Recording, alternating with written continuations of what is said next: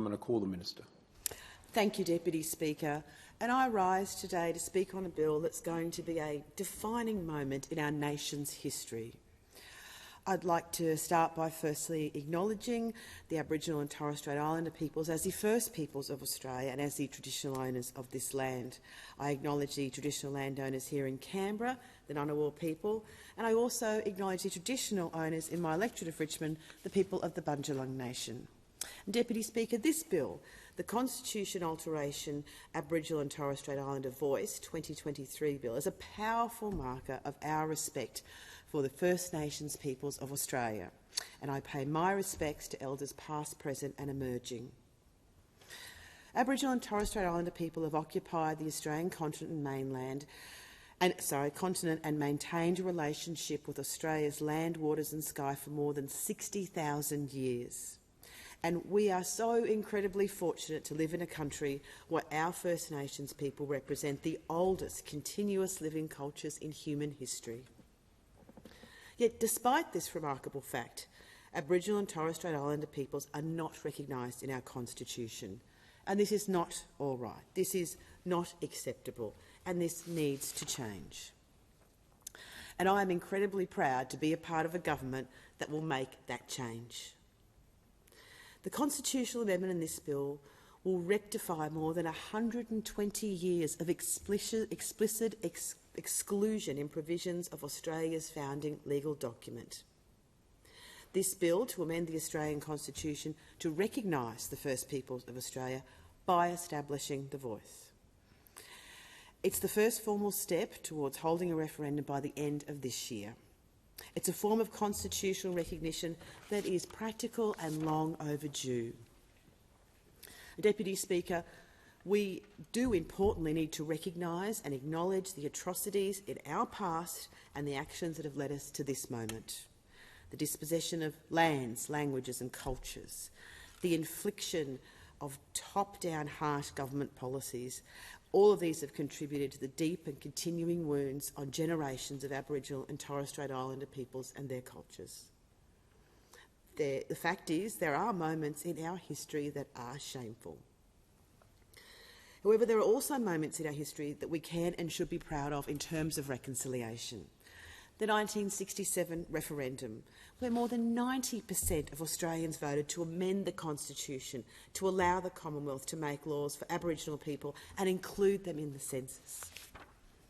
And in 1992, the Mabo decision, which overturned the legal fiction that Australia was terra nullius. This was legal recognition of Aboriginal and Torres Strait Islander people's relationship to their country. And Deputy Speaker, I was so incredibly honoured to be here in this place in 2008 when the then Prime Minister Kevin Rudd apologised to the stolen generations, their descendants and their families for the profound grief, suffering and loss caused by their mistreatment. The apology was very, very powerful, and it made a difference. Recognising Aboriginal and Torres Strait Islander peoples in our Constitution and listening to their views on laws and policies that matter to them will also make a difference. And I am incredibly honoured to be a member of the Albanese Labor government that's taking this next important step in the future of our nation. And Deputy Speaker, at so many events, gatherings and functions in my electorate, people continue to raise the issue of the voice in the upcoming referendum. And it is a conversation that my community, I know many other communities, are having. And they're having that because this will be a defining moment in our nation's history. And the overwhelming feeling in my community out there is one of hope and excitement about the voice and the change it will bring. People know this is an important moment, like the apology was a moment, like marriage equality was a moment, and people want to get involved in this referendum. They want to help, they want to volunteer, they want to be part of history in the making. And what's also really wonderful about it is, in my community, so many people, regardless of their backgrounds or political allegiances, are supportive of the Voice to Parliament. It's great to see that support. And that includes representatives from local councils, state government representatives, local organisations, small businesses, many individuals themselves, they all want to come together on this particular issue. And that's because they want to be on the right side of history and to take up what is an incredibly generous offer from our First Nations people to walk hand in hand into a better and more respectful future. And the Voice has the support of every single state and territory leader across Australia. And the business community, unions, sporting organisations and faith groups are all backing yes. And constitutional recognition is supported by 80% of Indigenous Australians. This is the largest First Nations consensus on the way forward in this country. And I have great faith that my community on the North Coast will get this right. Now, let's be very clear, this pathway, this future is supported, as I said, by the overwhelming majority of Aboriginal and Torres Strait Islander delegates, and it was supported by those delegates who gathered from all points under the southern sky in May 2017 on the 50th anniversary of the 1967 referendum to endorse the Uluru Statement from the Heart.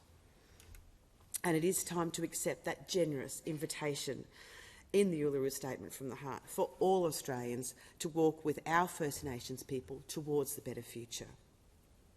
And the Uluru Statement from the Heart was supported by over 250 delegates following consultation with 1,200 Aboriginal and Torres Strait Islander people who were involved in the Uluru Dialogues. And the resounding message from the dialogues is reflected in the call from the Uluru Statement from the Heart: voice, treaty, truth. And our government is committed to implementing that, the Uluru Statement from the Heart, in full. And this means having the referendum later in the year to recognise Aboriginal and Torres Strait Islander peoples in our Constitution. And it is about giving Indigenous Australians a say in their future. And essentially the referendum is about two things: recognition and listening. Recognising Aboriginal and Torres Strait Islander peoples as the first peoples of Australia, with more than 60,000 years of history and continuous connection to this land. And listening to the voices of Aboriginal and Torres Strait Islander people when it comes to laws and policies that affect them. Because we know listening to communities leads to better policies, leads to better laws and better outcomes. And making a practical difference on the ground in areas like health, education and housing. That's what the Voice will help deliver. We know outcomes are better when we partner with Aboriginal and Torres Strait Islander communities, and the evidence is there through a whole range of programs. We know this is the case. And it's clear that outcomes are better when communities are actually at the heart of that decision-making. And the best way forward to do this is through the Voice to Parliament. Now, Deputy Speaker, it's a simple proposition the Australians will be asked, a very simple question at the referendum, and that is a proposed law to alter the Constitution to recognise the First Peoples of Australia by establishing an Aboriginal and Torres Strait Islander voice. Do you approve this proposed alteration? And if approved at the referendum, a new chapter will be written into our Constitution, and it will recognise, finally, Aboriginal and Torres Strait Islander peoples as the first peoples of Australia and establish the Voice to Parliament. And Chapter 9, titled Recognition of Aboriginal and Torres Strait Islander peoples, will read as follows: there shall be a body to be called the Aboriginal and Torres Strait Islander Voice, and the Aboriginal and Torres Strait Islander Voice may make representations to the Parliament and the Executive Government of the Commonwealth on matters relating to Aboriginal and Torres Strait Islander peoples.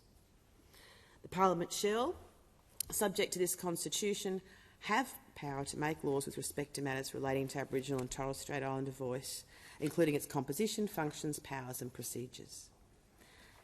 Now, the constitutional amendment confers no power on the Voice to prevent, delay or veto decisions of the Parliament, of the Executive, but what it does is create a critical link between Aboriginal and Torres Strait Islander communities and the Parliament and the Executive Government. That's vitally important.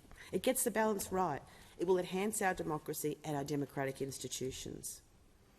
And very importantly, it ensures the Voice will be an enduring, independent, representative body that cannot be taken away by any governments or politicians. It will be there. And the Voice will actually complement and enhance existing structures of our democratic systems.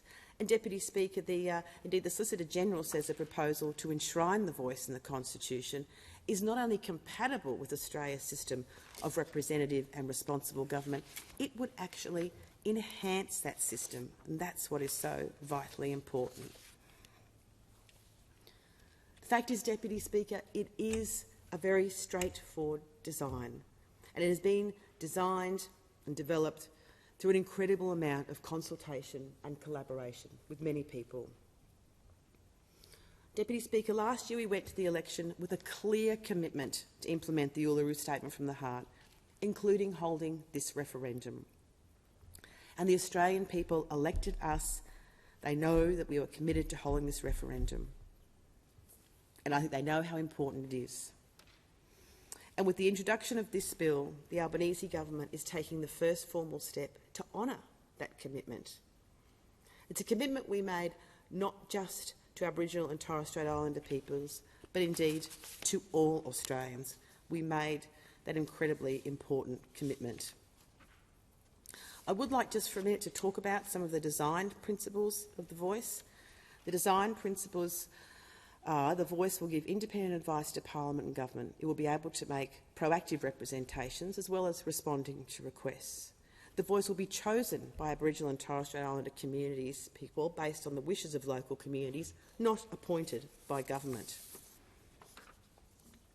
It will be representative of Aboriginal and Torres Strait Islander communities with a gender balance and include youth. It will be empowering, community-led, inclusive, respectful and culturally informed. It will be accountable and transparent.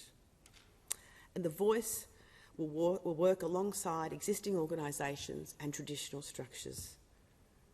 The Voice will not have a program delivery function. I've said it doesn't have a veto power. It's very, very clear what the design principles are. And the Voice to Parliament referendum gives us all an incredible chance to write a new chapter in our Constitution, to make history. And this referendum, the 2023 referendum later this year, it will be an incredibly unifying moment. It'll be a unifying moment for all Australians. Because for over 120 years, we have not recognised Aboriginal and Torres Strait Islander Australians in our Constitution. And we have the opportunity in this referendum, which is why it's so incredibly important to have people voting yes right across the nation.